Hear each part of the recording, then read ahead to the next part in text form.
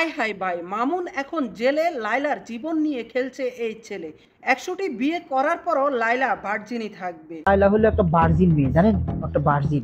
লাইলা আমাকে বিয়ে করতে চাচ্ছে, আমি লাইলাকে বিয়ে করতে চাচ্ছি, সেটা তো আমার মুখের কথা না, এটা লাইলার মুখের কথা। 4 বছরই নাকি লাইলা খাটে শুইছে আর মামুন কুলোরে শুইছে। পরে যে মামার সাথে বিয়ে হয়েছে, মামার সাথে জামাই নামের সাপোর্টই ছিল, ওর সাথে ওই যে আছে না স্বামী স্ত্রী, যে ওইটা হয় নাই। আরো 10টা বিয়ে হয়, তারপরে মনে করবো ও ভার্জিন, আমার কাছে ভার্জিন। সবকিছু লাইলা। এই যে বেস্ট লাইলা কিনে দিচ্ছে, এই যে সানগ্লাস লাইলা কিনে দিচ্ছে, এই যে ঘড়ি লাইলা কিনে দিচ্ছে। দেখেন, আমি আপনার একটা বিষয় বুঝি না, আমি একজনকে ভালোবাসি, তার নামে এই যে ধর্ষণ মামলা, তারপরে এই যে কি বলে এক্স বয়ফ্রেন্ড, এগুলো বলার মানে কি? আমার খারাপ লাগে না, আমার কষ্ট লাগে। তো লাইলা ভালোবাসি, লাইলার সাথে লাইলা নামে যে কোনো উল্টাপাল্টা কথা বলে আমার মাথা ঠিক থাকে না। লাইলা হলে একটা ভার্জিন মেয়ে, জানেন? দেখুন, বিয়ে হলে যে মানুষ ভার্জিন ভেঙে যায় এমন কোনো কথা না। তার আগে বিয়ে হয়েছিল, ওটা হইতেই পারে স্বাভাবিক। পরে যে মামার সাথে বিয়ে হয়েছে, জামাই নামের সাপোর্টই ছিল, ওর সাথে ওই যে আছে না স্বামী স্ত্রী, যে কি দেও, ওটা হয় নাই। না, সেটা না মামুন হিজা, সেটা বলবো না, সেটা ও নিজেই জানে। লাইলা ওই চান্সটা দেয় নাই। আমি যতটুকু শুনেছি যে 4 বছর বিয়ে হয়েছে, 4 বছরের মধ্যে 4 বছরই নাকি ওই লাইলা খাটে শুইছে আর মামুন কুলোরে শুইছে। এটা সম্পূর্ণ সত্য আছে, কারণ এই কথাটা লাইলা বলছে। আর লাইলার আমি খুব বিশ্বাস করি। আর লাইলা মিথ্যা কথা বলতেই পারে না, ওর মতো ভালো মেয়েই হয় না। মামুন তো আসলে খুব ছোট ঘরের ছেলে পেলে আর কি, গরিব।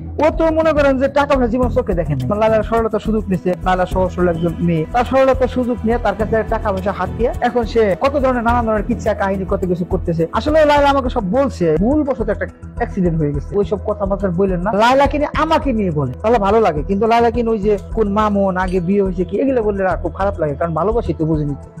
কখনোই না, প্রশ্নই আসে না। আমি কখনোই লাইলাকে অর্থের জন্য বিয়ে করতেছি না, আমি লাইলাকে শুধু ভালোবাসি। সে তাকে মানে ভালোবাসার অধিকার থেকে আমি তাকে বিয়ে করতেছি।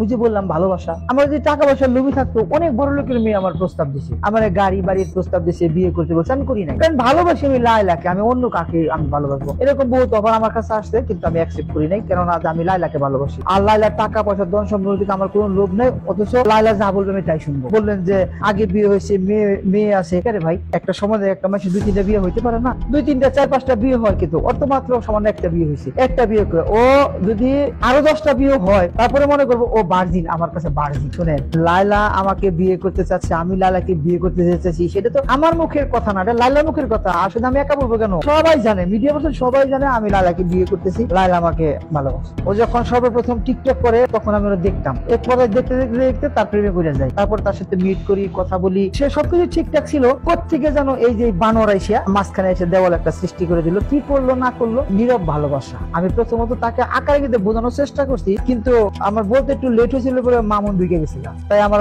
বলা হয় নাই। কিন্তু আমি তাকে শুরু থেকে ভালোবাসি, আমার ভালোবাসা সত্যি, আমার ভালোবাসা খাঁটি, আমার সত্যি খাঁটি ভালোবাসা বুঝে আছে বলে কিন্তু আজকে দেখেন যে আমার কাছে ফিরে আসছে, লাইলা ফিরে আসছে। এটা আমি তাকে প্রকাশ করছি রিসেন্টলি, 1 সপ্তাহ হয়েছে তার সাথে মিট করছি, মিট করে কথাবার্তা বলছি, সে তার ভুল বুঝতে পারছে। সে নিজে থেকে বলছে যে দেখো, আমি আসলে হীরা রাইখে আমি কয়লার পিছনে দৌড়াইছি, তা আমি তো কালো হলে কি হবে, কিন্তু আমার পছন্দ না করে ওইখানে চলে গেছিল, এখন তার ভুলটা বুঝতে পারছে। লাইলা বলছে দেখো, তুমি যেভাবে চলাফেরা করো এভাবে চললে হবে না, তোমার আরো স্মার্ট হতে হবে। পরে আমি জিজ্ঞেস করলাম কিরকম স্মার্ট হতে হবে? পরে বলে তোমাকে মামুনকে ওভারটেক করতে হবে। সেই জন্য পরে আমাকে এসে নিচ থেকে সব কিনে দিয়ে বলছে যে এগুলা তাই আমি এখন গেট আপ সেট আপ, চুলের কাটিং, এই যে চুলের কাটিং দেখছেন, চুলের কাটিংটা দেখছেন, এই চুলের কাটিং কিন্তু আগে এরকম ছিল না। এই চুলের কাটিং দিতে আমার প্রায় 3 ঘন্টা সময় লাগছে। সে লং ড্রাইভ অবাদ করবে না কেন? আপনারা যদি বোঝার চেষ্টা করেন, আমাকে সে ভালোবাসে। এখন সে মুখ ফুটে বলতে পারে নাই এতদিন একজনের ছিল, এখন সে চলে গেছে, এখন সে মুখ ফুটে আসে না। সে লং ড্রাইভে যাওয়ার কথা বলছে, আমি লং ড্রাইভে যাবো, তার সাথে কথা হবে, আস্তে আস্তে আমাদের গভীরতা আরো সৃষ্টি হবে, বিয়েটাও তাড়াতাড়ি হয়ে যাবে। সেই জন্য সে লং ড্রাইভে যাবে।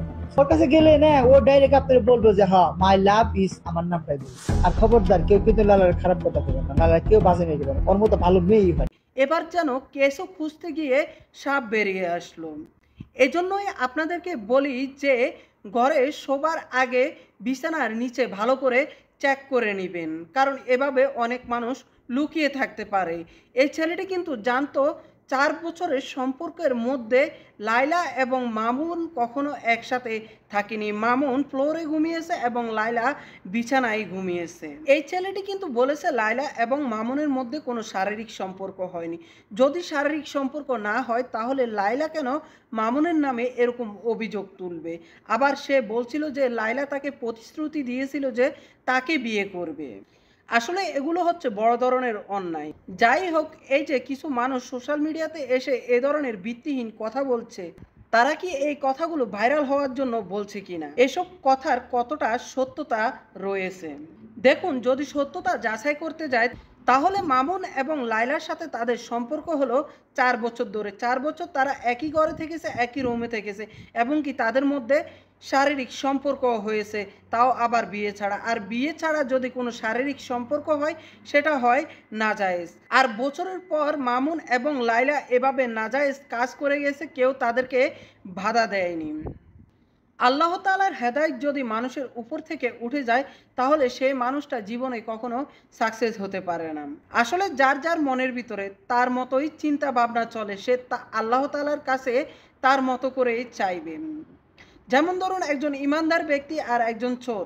একজন ইমানদার ব্যক্তি আল্লাহ তাআলার কাছে একটা জিনিসে চাইবে, যেন আল্লাহ তাআলা তাকে দ্বীনের পথে সফল করে। আর একজন চোর, সে চুরি করার আগে আল্লাহর কাছে চাইবে যে যেন সে চুরির কাজে সফল হয়। আসলে কিন্তু দুইজন মানুষ দুই দিকেই সফল হয়, কিন্তু একজন মানুষ হয়েছে দুনিয়ার জন্য সফল, আর একজন মানুষ হলো আখিরাতের জন্য সফল। একজন মুসলমানের জন্য হলো সেটাই আসল সাকসেস। সো এটা আপনার একান্তই ব্যক্তিগত ব্যাপার, আপনি কোন পথে যাবেন। আল্লাহ তাআলা আপনাকে সুযোগ দিয়েছে, আপনি চাইলে ভালো পথেও যেতে পারেন, চাইলে খারাপ পথেও যেতে পারেন। এই যে এই ভাইটি লায়লার সম্পর্কে লাইভের মধ্যে এসে এই কথাগুলো বলেছে, আমার মনে হয় তার কথাগুলো একদমই ভিত্তিহীন। তবে যদি এই ভাইটির কাছে কোনো প্রমাণ থাকে তাহলে তিনি সেই প্রমাণগুলো প্রুভ করে দেখাক যে লায়লা তাকে বিয়ে করার প্রতিশ্রুতি দিয়েছে এবং তাকে বিয়ে না করে মামুনকে বিয়ে করেছে।